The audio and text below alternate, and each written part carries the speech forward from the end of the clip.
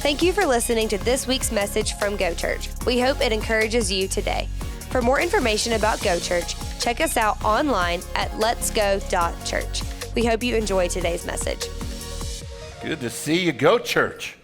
I am so happy to be here, and that was very kind of you, Pastor Nick. My wife and I have been a part of Go Church almost 4 years, and we love it. Every service we get something out of.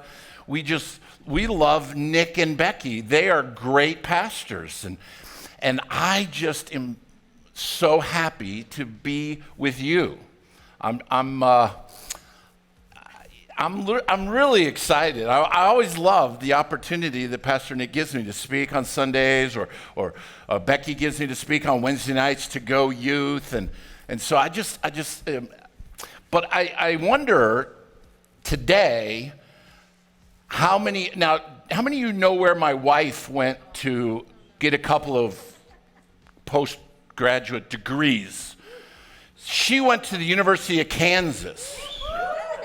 And I don't know if any of you happen to know there was a couple basketball games last night. And, you know, the thing about Go Church is we love everyone. No matter what shade of blue you might be wearing, or if you don't even care about the big game tomorrow night, it's okay. But my wife and I, we love being a part of Go Church. We love being here. So just real quick, let's do a little poll. If you're going to cheer for the University of North Carolina tomorrow night, just make a little noise. Yes. That's my buddy Cy with his shirt representing. He wore it 60 to 65% because of my wife. If you're going to cheer for no one tomorrow night, just make a little noise. You're like, yeah, I guess I have to cheer for no one. It's weird cheering for not cheering. And if you're cheering for the University of Kansas tomorrow night, make a little noise.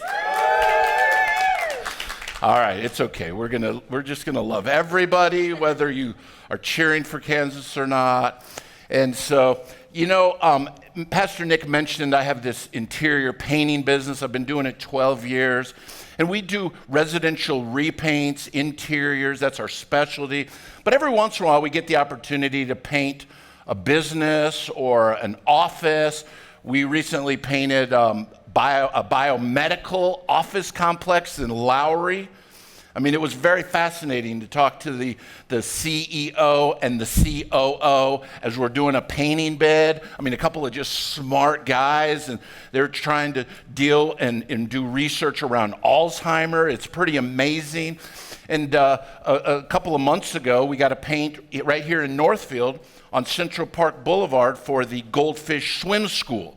And I don't know if you've been inside that place. I've driven by there hundreds of times, but it is way bigger than what it looks from the outside. It's massive, and it's a franchise, and their color scheme has 11 bright colors. It's so bright. Tiki huts and palm trees, and I love that. And coming up at the end of May, we're going to paint in Park Hill for the Mighty Movement Academy. They're redoing their whole gym, and it's a youth training facility for youth weightlifting, muscle development, speed development, strength development, and they're building strength, and they do it in a positive way, building confidence in kids, and so I'd love to get to know the owners and to see their facility and help them, and they're building physical strength, and today we're going to talk about building our spiritual strength. And we've been looking at, Pastor Nick's been looking at the Beatitudes. It's the beginning portion of the greatest sermon that Jesus ever gave, the Sermon on the Mount. In Matthew chapter 5, chapter 6, chapter 7, Jesus preaches the Sermon on the Mount. The first 12 verses of that sermon in Matthew chapter 5 are called the Beatitudes, the blessings. And Jesus, these are the words of Jesus, he starts each phrase, each teaching with the word blessed. Blessed. And so we're going to dig into the Beatitudes here. And it's in this passage of the Beatitudes, Jesus is giving, he's giving a formula for us to be blessed. And the biblical definition of blessed, as Pastor Nick has talked about, is happy, but it's not a circumstantial happiness. It's not a surface happiness. It's not I'm happy because this good thing happened to me, but it's an internal happiness, an internal joy. And so Jesus is saying, if you want this internal joy, if you want this happiness that comes from above, if you want to be blessed by God, follow these teachings, follow these Beatitudes.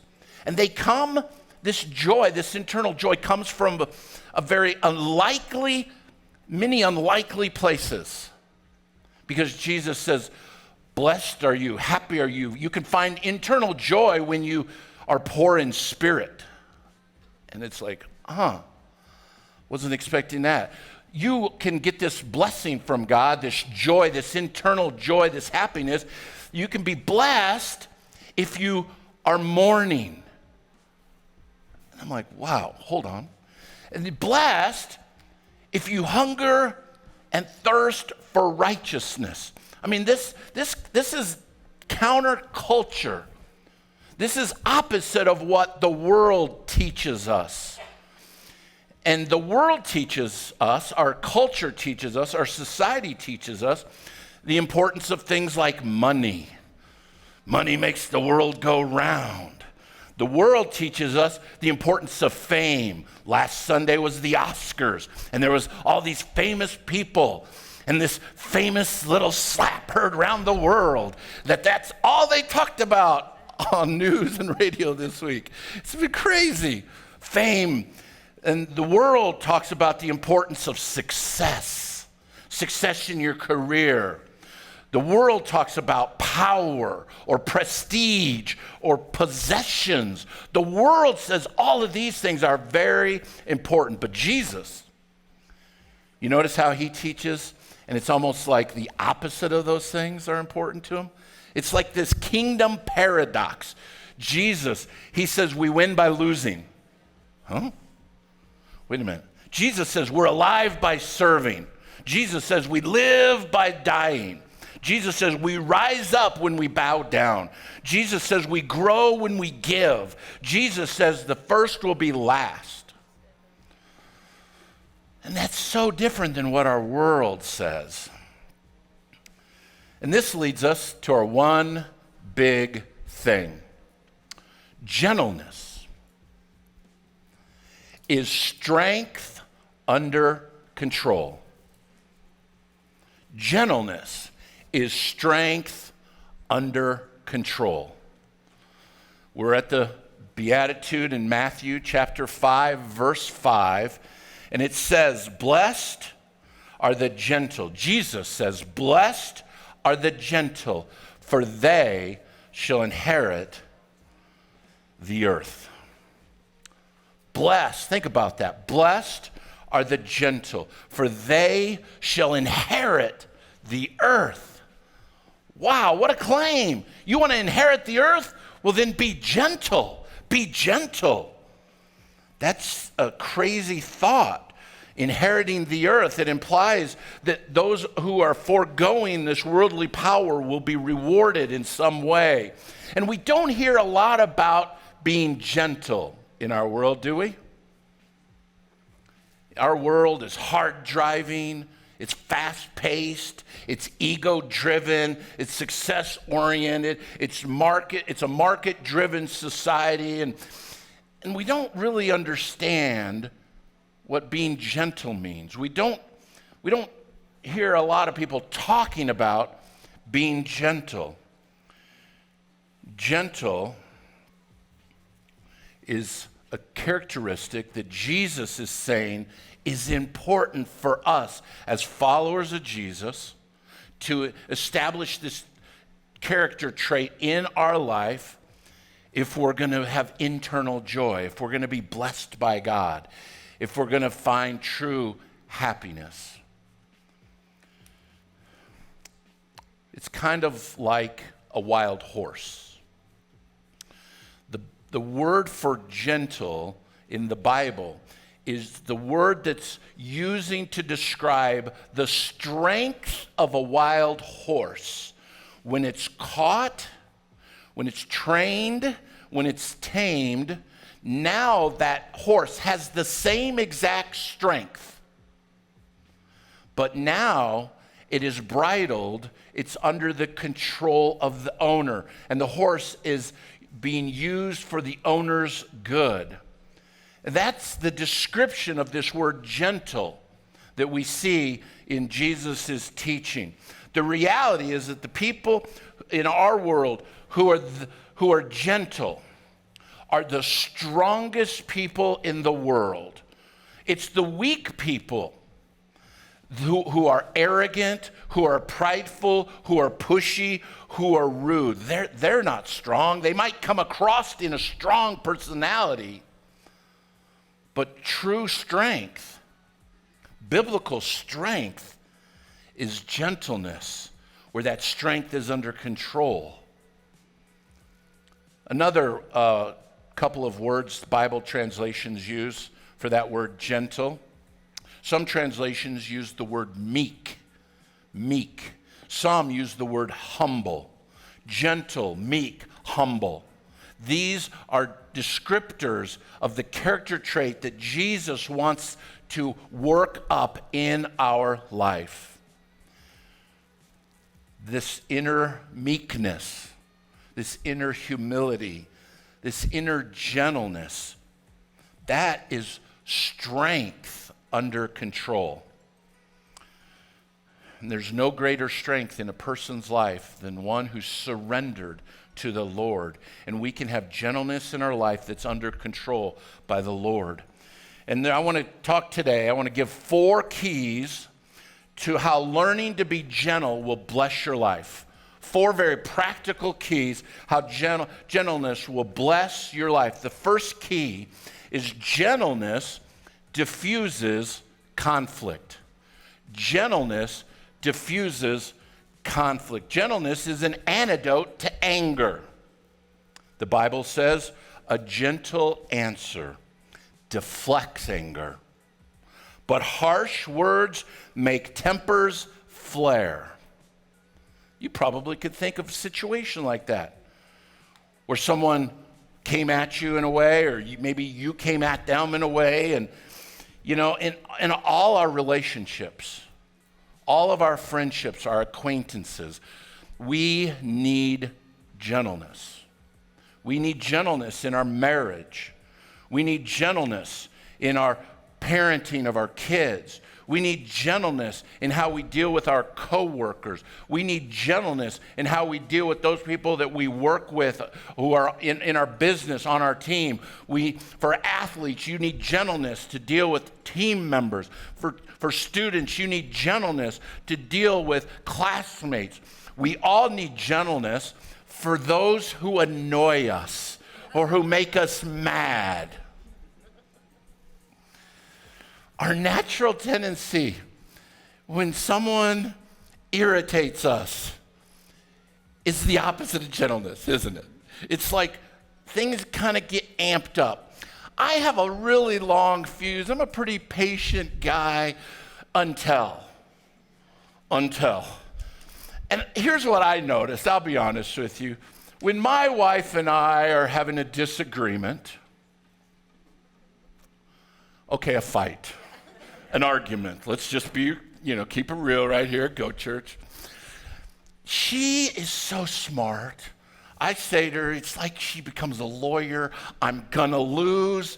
There's no sense in trying to support my position, because as much as I know or think I'm right, she's gonna turn it, and I'm gonna be feeling like I'm a loser, I'm horrible, here's what happens. There's a little bit of this exchange, and I'm patient until I'm not. And then in my passion, in my conviction, in my belief, my my blood pressure, I just feel it a little, and I'm not a yeller. I don't think so. I just think I'm going to raise my volume a little bit, just a little, because if I say it a little louder, then maybe she'll be convinced. Oh. And then she'll say, you don't need to yell. I'm not yelling. Okay, maybe a little. I could yell a lot louder. But yes, we need gentleness to diffuse conflict. So here's a pro tip. When someone raises their voice, you lower your voice. When someone raises your voice, you lower yours. Oh, that's not my tendency. I need this pro tip because when someone else's voice is amped up, I'm going to match them. Oh, yeah? You think so? Okay, here we go. Yeah. But the pro tip that I need to apply to my life is when someone raises their voice, I need to lower mine. Because gentleness diffuses conflict. That's called strength under control. So in your relationships, in your parenting, parents, how do you parent? Are you parenting with gentleness? Are you parenting with love? You know, parenting with gentleness doesn't mean that there's no boundaries. Parenting with gentleness doesn't mean that you are BFFs with your kids. Parenting with boundaries doesn't mean that you let them get their way all the time or you let them do whatever they want. Parenting with gentleness still sets boundaries, still has expectations, still has family rules and guidelines and things that we do. But gentleness can diffuse conflict. The second key, gentleness is persuasive. Gentleness is persuasive. If you're in sales, you need to know this. I don't really view myself in sales, but I go to people's homes. I do a free bid to look at their house and talk to them about our process and to talk about our world-famous tape and caulk method for razor crisp lines. It's true. Just look on Northeast Moms. They'll tell you. Just check out Central Park BizBuzz. If I'm feeling down, I just need to go read a post about how great Bill Carson interior painting specialists are because I feel lifted up. This morning, I saw a post in the North End neighborhood that was so kind. All these former clients, someone was asking about, we need an interior painter. Anybody recommendation? And there was about 10 people commenting. 9 of them mentioned my name. I'm feeling pretty confident today. I'm feeling loved. Gentleness is persuasive. If you're in sales, you need to know this. The hard sell no longer works. It's the word of mouth, recommendation, repeat business. Pressure, that's not persuasive. My volume, raising my voice, that's not persuasive. Nagging is not persuasive. It never works. But here's what the Bible says. Patient persistence pierces through indifference. Gentle speech breaks down rigid defenses. I like that.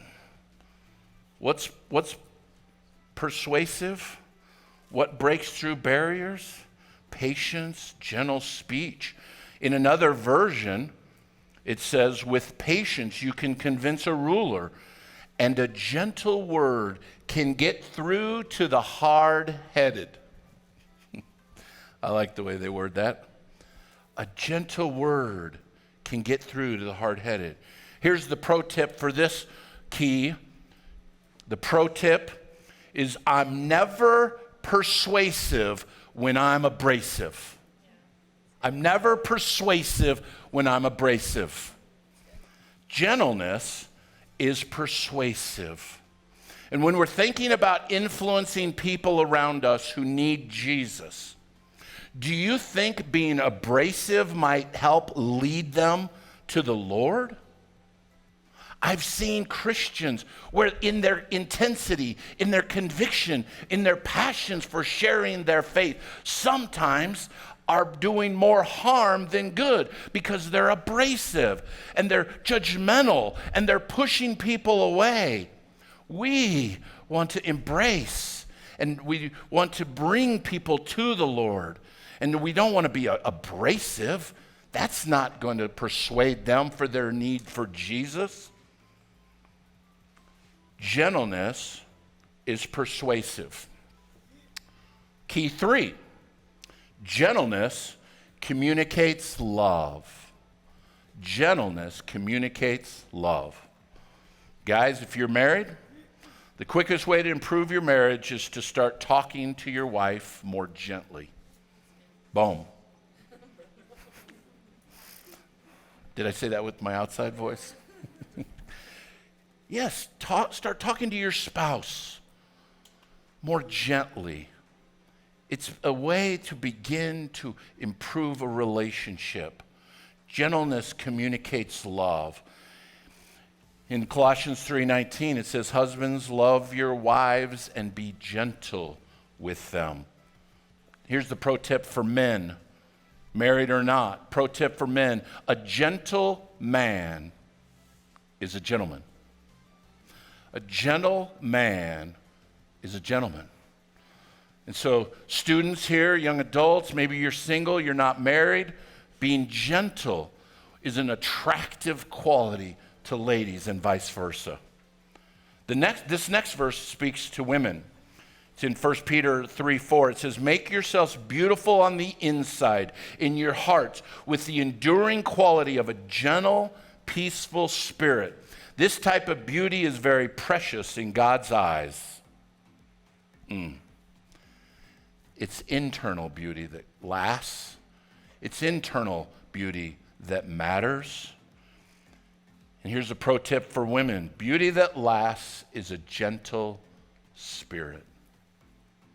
And ladies, maybe you're not married, maybe you're a student, a young adult lady. Gentleness will help you in your walk with the Lord and attracting people around you. Gentleness is the key for all of us in all of our relationships, in all of our friendships. And so we want our gentleness to show to everyone we come in contact with. And you know, Pastor Nick showed those little invite cards, little squares.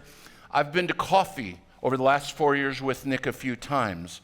And every single time we're at coffee, he is in a very nonchalant, casual way, orders his coffee, pays for his coffee, and then slips a card out and hands it to the cashier.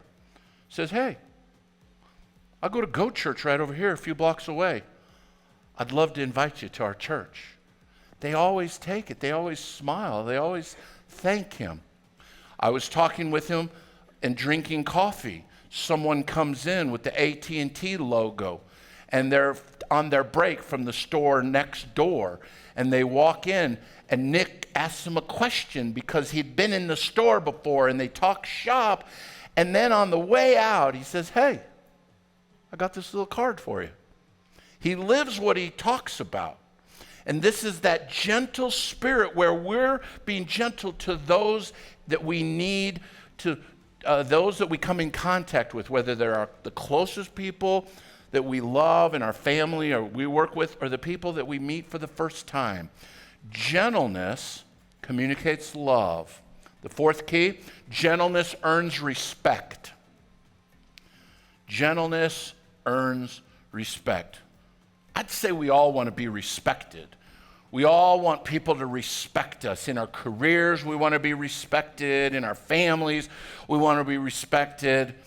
Gentleness earns respect.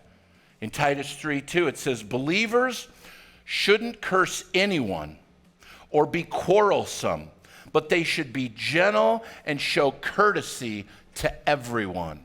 There's no disclaimers that it's okay to curse at that guy or that gal. If you're in this situation on I-70 and they cut, there's no disclaimers. We shouldn't curse at anyone. We shouldn't be quarrelsome to anyone. It doesn't give disclaimers about showing courtesy to some. If they believe the way you believe, if they're in your political party, or if they go to your church, or they do things the way you do things, or they think the way you think, then you should be courteous to them. No, this says to be gentle and show courtesy to everyone. And the last 2 years, we have needed this more than ever. Unkind people and unkind social media posts and unkind neighbors have just bubbled up from the surface. And we who are followers of Christ, this verse is for us, believers, shouldn't curse anyone or be quarrelsome, but they should be gentle and show courtesy to everyone. I grew up in a church that was pretty judgmental, that had certain beliefs, and there was a lot of harshness towards those people. Those people never visited our church. I don't know why. Gentleness, it communicates love. Gentleness earns respect. Who do you need to be gentle with a little bit more? Maybe they'll respect you a little bit more. Here's a pro tip. Gentleness is a prerequisite to leadership. Gentleness is a prerequisite to leadership. If you want to be a leader in business, gentleness is required. If you want to be a leader in the church, gentleness is required. If you want to be a leader in your home, gentleness is required. If you want to be a leader in government, gentleness is required. If you want to be a leader in school, for students, gentleness is required. If you want to be a leader of any organization, gentleness is required. It's crucial. If we want to be a leader, and what is leadership? Leadership, I love John Maxwell's definition. Leadership is influence. Leadership is influence. John Maxwell says if you think you are a leader and you look around and no one is following you, then you're only taking a walk. Leadership is influence. And we all are trying to influence those around us. We all have opportunities to be a leader.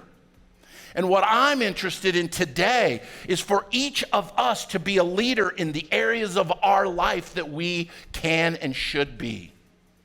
Maybe you're not the owner of the company, but you can be a leader in the company. Maybe you're not the parent in the family, but you can be a leader in the family. Maybe you're not in charge per se, but you can be a leader because you have influence, because God is working in your life and He's bringing it to the outside. Leadership is earned, it's discerned, and it's learned. Leadership is never demanding. Gentleness earns respect. Leadership is not a title. It's not a position. Being the boss doesn't automatically make you a leader. We earn respect by being gentle. I went to a Christian college. I studied for the ministry. I got a bachelor's degree in practical theology. I spent 14 years as a full-time youth pastor. The first church that I worked at was in St. Peters, Missouri, a part of the St. Louis metro area.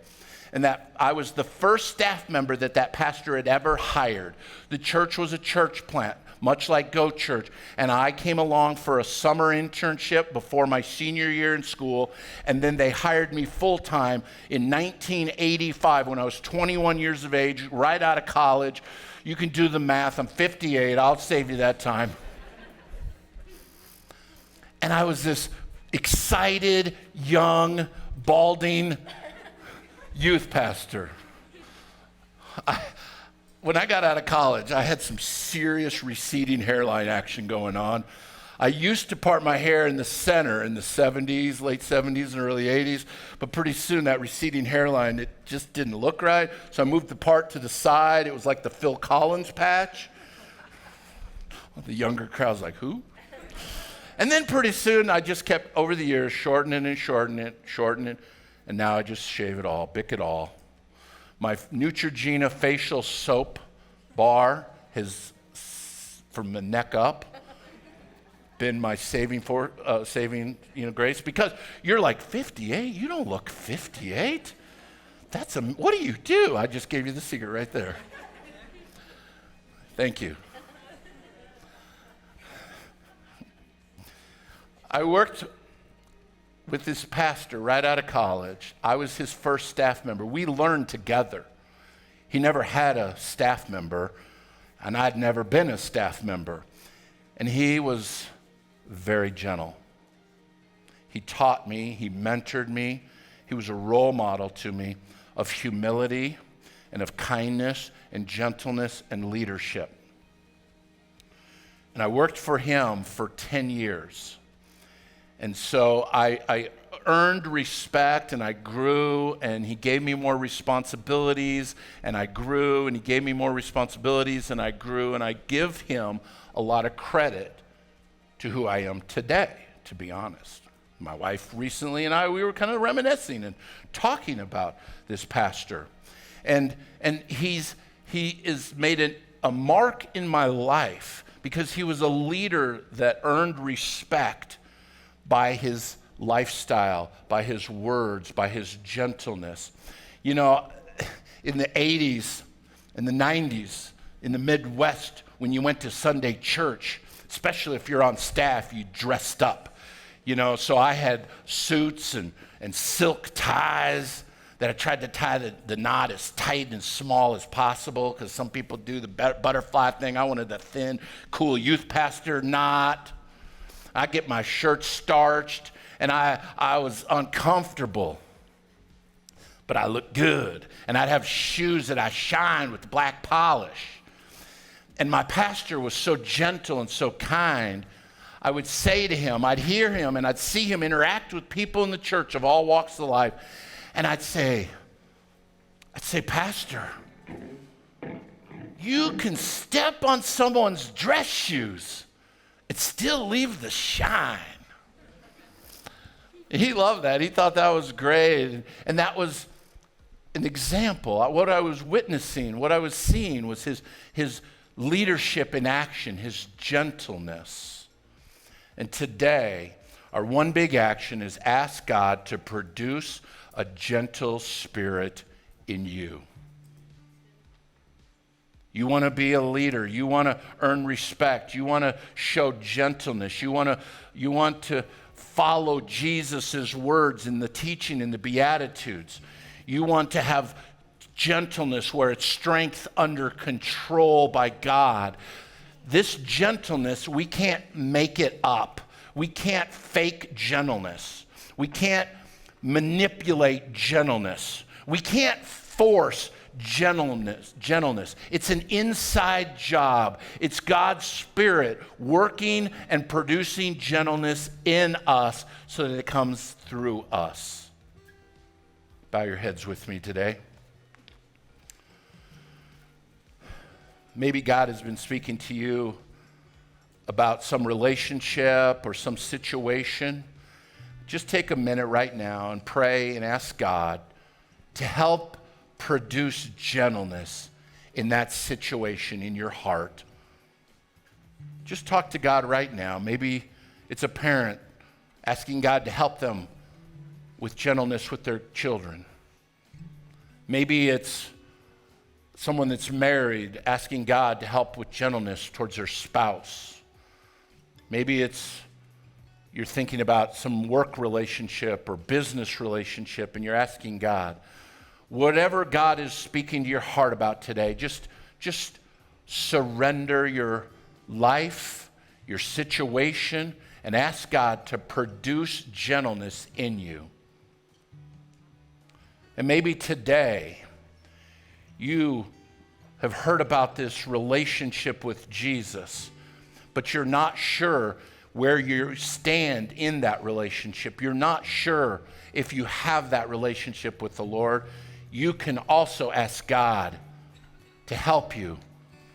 The Bible says that if you confess with your mouth that Jesus is Lord, He will forgive you and He will make you whole. He will put you on the path to follow Him. And maybe today you have drifted, or you have coasted, or you haven't been as tight with the Lord, and you felt like maybe the Lord's not as close as He once were. Well, who is moved? Sure not the Lord. Even when we don't sense Him, we don't feel Him, we know that God is with us always, because we believe Him, we believe His word, and we believe when He says, I'm with you forever to the very end of the age. And maybe today you just need to talk to the Lord about your relationship with Him. Maybe you need to invite Him into your life. You need to ask Him to forgive you of the sin in your life, for the times when you've been harsh and not gentle. Maybe you would pray this prayer with me today. Dear Jesus, I ask you to forgive me of the sin in my life. I confess it to you. I need you today. I let down my barriers. I let down my manliness or my independence. I let those things down. And I need you in my life. I invite you in my life. I want to live for you the rest of my days. If you prayed that prayer today, would you just slip your hand up so I can pray with you? You said, yes, I prayed that prayer. Thank you. Excellent. Excellent. Thank you. Thanks again for listening to this week's message. To stay in the know with Go Church, be sure to follow us on Instagram and Facebook at letsgo.church. You can also download our app from the App Store by searching Go Church. Have a great week, and God bless.